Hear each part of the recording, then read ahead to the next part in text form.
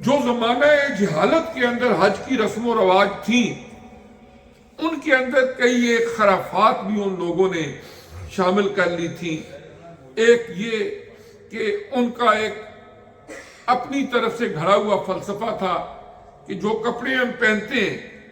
یہ کپڑے پہن کے ہم چوری کرتے ہیں، ہم ڈاکے مارتے ہیں، ہم گناہ کرتے ہیں، تو یہی کپڑے جو گناہ کرنے کے لیے ہم نے استعمال کیے، یہی کپڑے پہن کے ہم اللہ کے گھر کا طواف کریں، ان کو اتار دو، ننگے طواف کرنا شروع کر دیتے۔ اس کے بعد جب آتے تو وہ کہتے جی گھر کے پچھلی طرف سے ہم نے داخل ہونا ہے، سامنے کے دروازے سے نہیں جانا۔ تو اس طرح کی کئی ایک وہ چیزیں تھیں کہ جو حضرت ابراہیم علیہ السلام کے زمانے میں بھی نہیں تھی، لیکن وقت کے ساتھ ساتھ یہ جو ٹریڈیشن تھی یہ لوگوں نے اپنی طرف سے اس میں داخل کر دی۔ اور پھر جب نبی کریم علیہ السلام نے مکہ مکرمہ سے مدینہ طیبہ ہجرت فرمائی، بہت سارے احکامات وہ ہیں جو مدینہ طیبہ میں نازل ہوئے۔ زکوٰۃ کا حکم سن 2 ہجری میں آیا، زکوٰۃ کا حکم سن 2 ہجری میں آیا، جہاد کا حکم سن 2 ہجری میں آیا، اسی طرح حج کا حکم سن 8 ہجری میں آیا۔ ہجرت کا 8واں سال تھا تو حضور نبی کریم صلی اللہ علیہ وآلہ وسلم کو اللہ تبارک و تعالیٰ نے حکم دیا کہ آپ حج بیت اللہ شریف ادا کریں۔ اب ایک بات تو یہ تھی کہ 8 ہجری میں ہی مکہ فتح ہوا۔ اس سے پہلے تو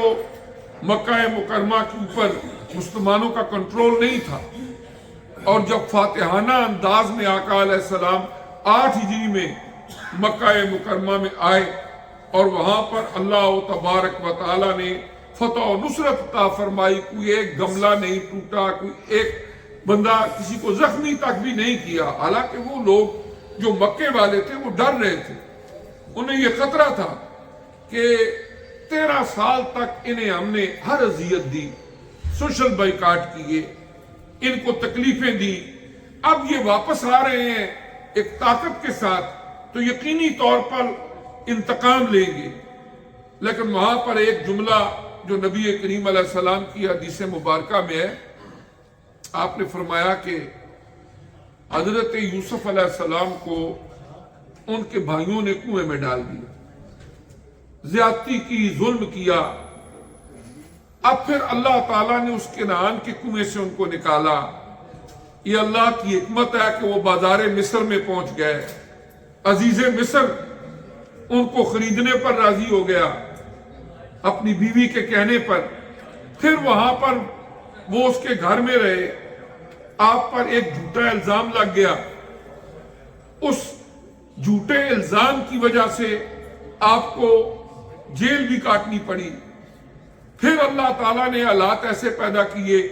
کہ اللہ کریم نے مصر کے اندر آپ کو حکمرانی عطا فرمائی، وہاں کے وزیر خزانہ آپ بنے۔ اب جب اللہ تعالیٰ نے وہاں حضرت یوسف علیہ السلام کو عزت افزائی عطا فرمائی، اب ان کے وہ بھائی جو ان کو کنویں میں ڈالنے والے تھے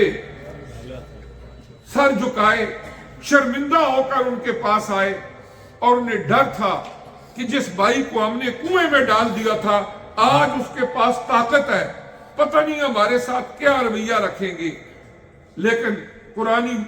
الفاظ ہیں کہ حضرت یوسف علیہ السلام نے فرمایا لا تثریب علیکم اليوم،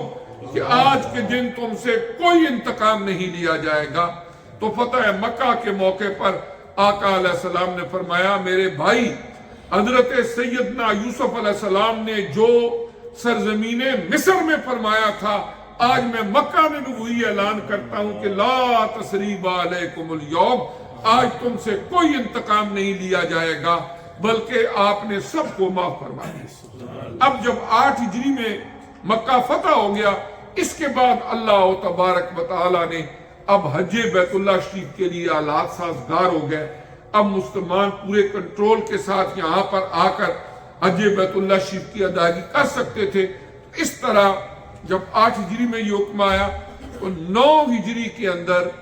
پہلا حج بیت اللہ شریف حج اسلام ادا کیا گیا، سن 9 ہجری میں۔ اس سال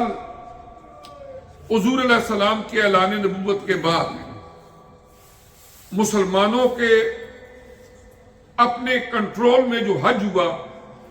حضور علیہ السلام نے امیر حج بنایا حضرت سیدنا ابو بکر صدیق رضی اللہ تعالیٰ۔ آپ نے ان کا انتخاب فرمایا کہ آپ جائیں، طریقہ کار سمجھایا اور فرمایا کہ جا کر اس طرح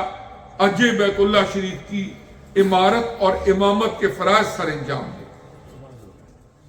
اور جب نبی کریم علیہ السلام نے اس قافلے کو حج بیت اللہ شریف کے لیے بھیج دیا، آپ نے حج کا احرام باندھا۔ اب مسجد ابیار علی، اب بھی وہاں پر جب آپ مدینہ طیبہ کی حدود سے باہر نکلتے ہیں تو وہاں پر وائٹ کلر کی ایک بڑی مسجد ہے، اور مدینہ طیبہ کے رہنے والے لوگوں کے لیے وہ میقات ہے کہ اگر کسی نے مدینہ طیبہ سے عمرہ کیا ہو تو وہ مدینہ طیبہ کی حدود سے نکل کے تھوڑا باہر آتے ہیں تو اس مسجد کا نام ہے مسجد ابیار علی، وہاں پر جو ہے وہ احرام باندھتے ہیں۔ اس جگہ سے احرام باندھا اور پھر آگے چل پڑے احرام باندھ کے۔